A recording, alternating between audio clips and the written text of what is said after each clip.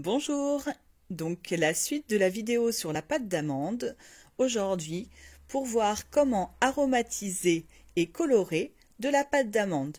Vous trouverez dans mes vidéos comment réaliser de la pâte d'amande maison.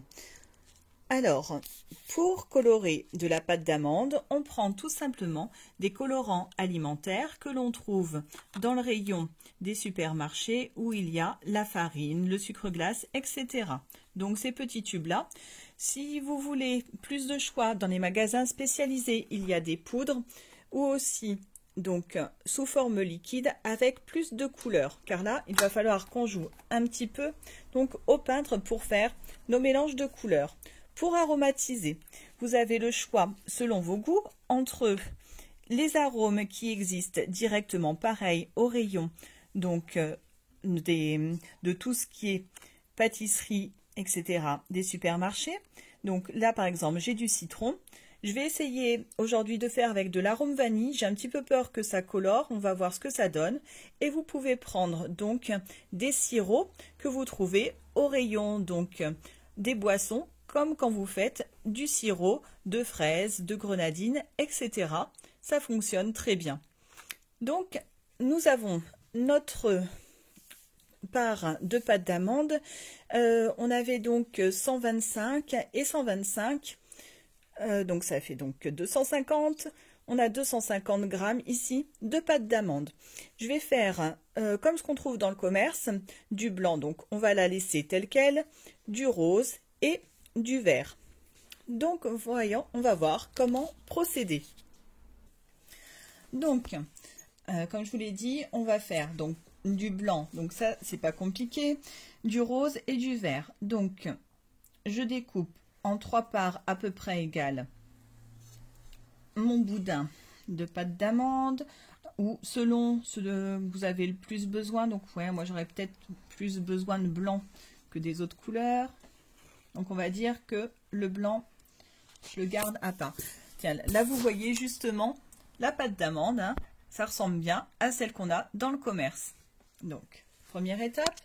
Donc, allez, là, on prend donc la pâte d'amande. Et donc, on va faire, je voudrais essayer, alors ça va peut-être être une catastrophe, je voudrais essayer avec la vanille. Donc là, mon morceau est assez petit. Si on fait 250 divisé par 3, on a à peu près 80 grammes ici de pâte d'amande. Donc, j'y vais à la louche. Donc, on va essayer. Là, c'est une cuillère à soupe. Ça fait à peu près une cuillère à café. On va essayer une cuillère à café. Donc, là, je mets en premier donc mon arôme de vanille car je voudrais voir si ça le colorie en même temps. J'y vais donc avec mes petites mains. Donc, surtout, bien vous laver les mains. Et donc, vous voyez, je l'ai mis au milieu. Au milieu, pour que justement ça s'imprègne bien. Et donc on y va comme ça. Alors ça fait peut-être un peu beaucoup. Je pense que là ça fait un peu beaucoup. Et donc vous voyez, ça la colorie mais pas tant que ça. Elle va donc être un petit peu blanc cassé, marron clair. À la rigueur, ça peut faire quelque chose de pas trop mal. Donc là par exemple elle est un peu humide, un peu trop collante. Donc comme je vous l'expliquais dans ma recette de pâte d'amande, pour remédier à ce souci, vous pouvez rajouter du sucre glace et vous remélanger jusqu'à avoir une consistance qui vous convient. J'ai donc rajouté du sucre glace petit à petit jusqu'à obtenir une texture, comme je vous le disais dans l'autre vidéo, qui ressemble à de la pâte à modeler. N'hésitez pas à bien malaxer. En plus, ça a un petit effet relaxant comme les boules anti-stress. Donc, c'est double effet. Donc, voilà, avec donc l'arôme de vanille, on obtient, alors je ne sais pas si on voit bien, vous voyez, elle est très légèrement colorée. J'avais peur que ça fasse plus marron. Donc, ça va remplacer celle que je voulais laisser. Oui, on peut comparer. Vous voyez, il n'y a quasiment pas de différence. Donc ça va remplacer celle que je voulais laisser blanche. Donc celle-ci aura donc un petit arôme à la vanille. Ça sent très bon, dommage, vous ne pouvez pas sentir. Donc on va passer à une autre boule que je vais faire, donc verte. Donc pour la boule verte, je ne vais pas mettre d'arôme pour le parfum, mais juste du colorant. Donc entre les deux boules, surtout, allez vous laver les mains. Alors on passe donc à notre deuxième morceau de pâte d'amande. Donc voilà, je fais un petit puits comme ceci, et donc j'ai dit on va faire du vert. Donc si vous y connaissez un petit peu en dessin, vous connaissez les couleurs primaires, et donc pour faire du vert, il nous faut du jaune et du bleu.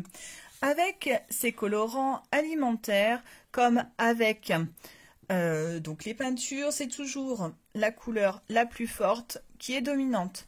Donc attention à ne pas mettre trop de bleu. Donc on y va, on va mettre une toute petite goutte de bleu. Alors, hop, top, top, top, pas plus que ça. Une goutte de bleu. Avec le jaune, on va essayer, on va faire un premier essai. On va mettre, on va voir un petit peu. Alors, ce qu'il y a, c'est que j'ai pas pris. Hop, selon la couleur que vous voulez avoir. Ah, vous voyez, on voit déjà, hein, ça commence à faire du vert. On va déjà essayer en mélangeant comme ça, et si jamais c'est trop foncé, on rajoutera du jaune après, hein, c'est toujours possible donc de de modifier en cours de route.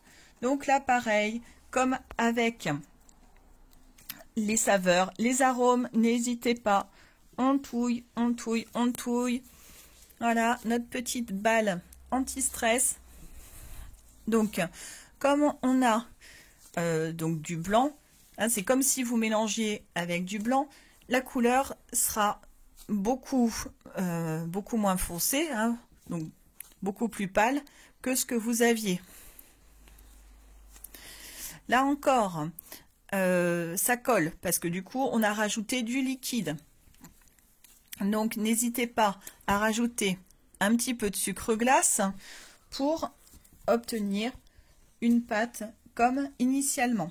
Donc je fais, alors là je la trouve un petit peu trop claire, donc je vais rajouter un petit peu de colorant et un peu de sucre glace, et donc je fais la musculation de la main.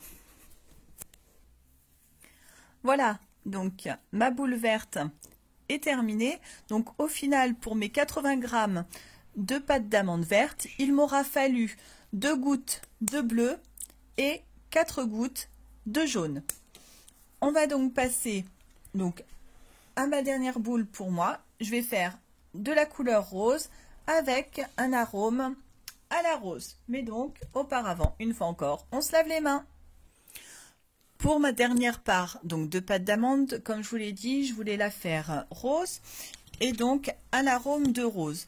Comme vous avez vu donc avec les autres, le problème c'est dès qu'on met un petit peu de liquide, ça devient donc très mou et très collant.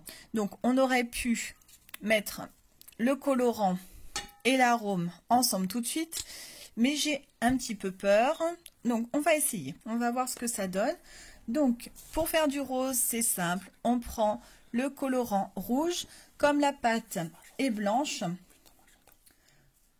donc ça va nous faire directement du rose. Donc là on a 2 gouttes, vous voyez, un petit peu comme ça. Bon, ça fait pas trop rose pour l'instant. Alors est-ce que j'essaye ou pas de mettre l'arôme? Non, on va déjà faire, parce que si vous ne voulez pas l'aromatiser comme ça, vous allez voir ce que ça donne. Donc je prends mon sucre glace à côté, donc j'ai fait mon petit puits, je rabats ma pâte d'amande dessus comme ça,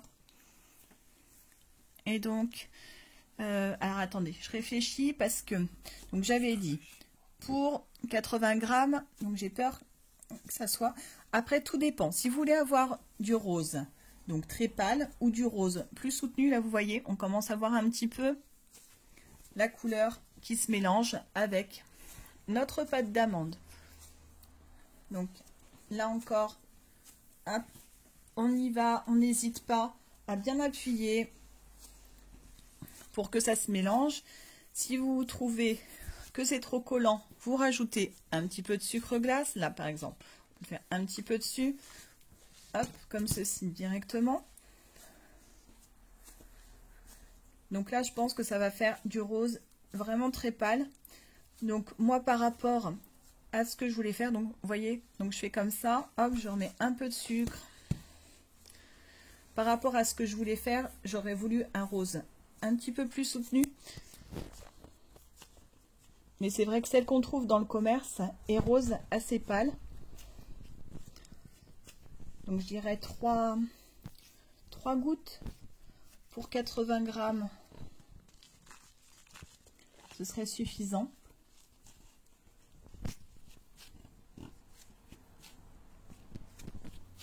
Donc ce que je vais faire, c'est que moi je vais rajouter quelques gouttes en ajoutant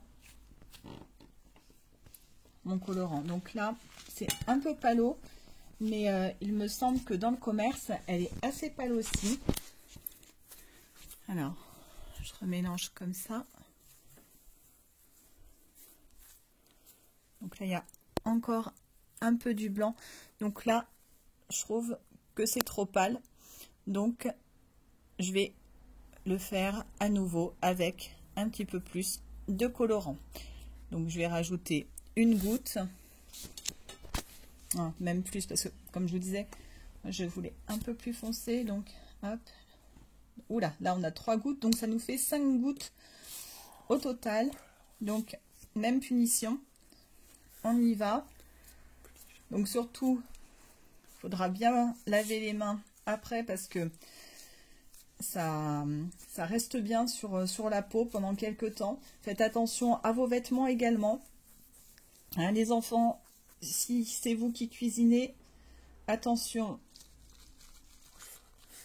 aux vêtements, à bien vous nettoyer les mains.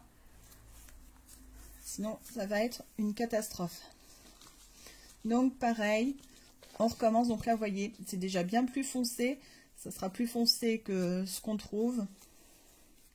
Tout dépend en fait de la couleur que vous voulez avoir et de ce que vous voulez en faire. Moi, je voulais faire des petits sujets ensuite. Donc j'avais besoin de rose foncé.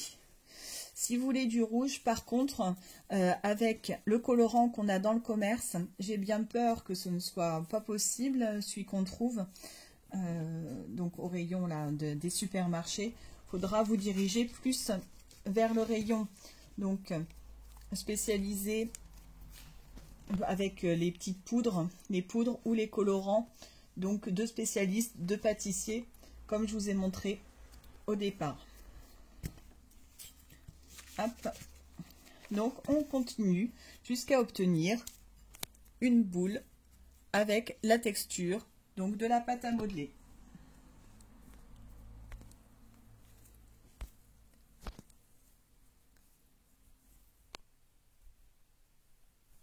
Voilà, donc après avoir bien malaxé, nous obtenons donc voilà une belle pâte rose. Donc libre à vous de rajouter ou non de l'arôme. Vous avez vu comment faire avec la vanille. Avec du sirop de fraise, ça peut être sympa par exemple, ou cerise. Donc nous avons notre pâte verte, notre pâte rose, notre pâte blanche. Vous pouvez faire également donc ce système avec de la pâte blanche que vous achetez directement dans le commerce. Vous prenez donc la pâte du commerce et pareil, vous mélangez avec les colorants ou les arômes. J'avais bugué sur mon autre vidéo, donc ce qu'il faut pour conserver vos pâtes, c'est du film étirable comme ceci. Donc vous avez vos petites boules, soit vous les laissez en boule ou vous faites des petits boudins comme ça. Et surtout, vous ne les laissez pas sécher à l'air libre. Vous les enrobez avec du film étirable et vous les mettez au frigo. Quand vous en aurez besoin, donc si vous ne les utilisez pas tout de suite, vous ressortez donc vos boules du frigo et vous les laissez à l'air libre pendant environ 30 minutes, qu'elles soient facilement donc modelables, que vous puissiez les travailler facilement. Donc, j'espère que cette vidéo vous aura plu, que vous allez pouvoir réaliser de délicieuses mignardises, donc soit pour les fêtes ou pour toute autre occasion, juste par gourmandise. Donc, vous pouvez me suivre également sur mon blog, le lien donc dans la description. Un petit pouce, donc ça fait toujours plaisir. Et si vous avez des questions, surtout, n'hésitez pas dans les commentaires à me poser vos questions, j'y répondrai. Donc avec plaisir, je vous dis à très bientôt. Ciao! Espace blanc.